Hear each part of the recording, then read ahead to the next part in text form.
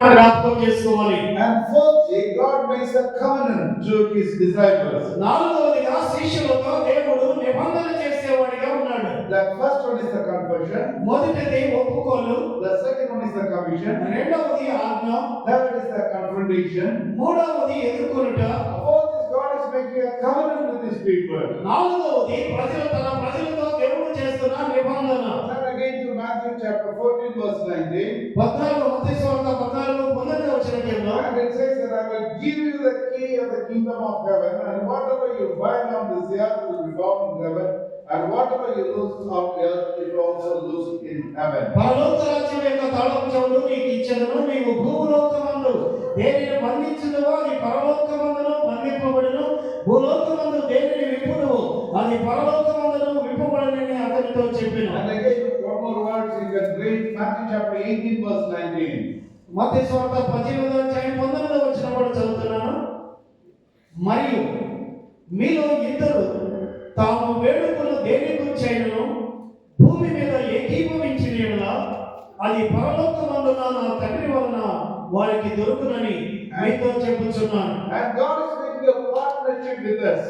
ఈ దేవునితో మనం భాగస్వాములుగా ఉన్నట్లు చెప్తున్నాడు దేవుడు. We are the co-workers in his vineyard. దేవునితో దేవుని యొక్క పొలంలో జతపని వారు మనం. There is no full-time or part-time work. పరిపూర్ణ సేవ తాత్కాలిక సేవ లేదు. We are all called by God. దేవుని చేత మనం అందరం పిలువబడ్డాం. I cannot come and work in the government office because their calling is entirely different for you and me. దేవుని యొక్క ప్రభుత్వంలో పనిచేస్తున్న వారి యొక్క పిలుపు వేరు, మన పిలుపు వేరు. And all are called. That's why the church is known as the called out community.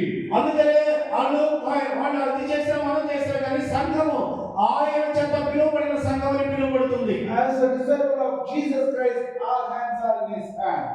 మనం దేవుని యొక్క శిష్యులుగా మన చేతులు ఆయన చేతుల్లో పెట్టాం. And that's why when Jesus gave the commission to his people, ఎప్పుడైతే యేసు ప్రభువు తన శిష్యులకు ఆజ్ఞాపించాడో Matthew chapter 28 verse 18 and 19, మత్తయి సువార్త 28 18 19 వచనాలు all authority is given unto you.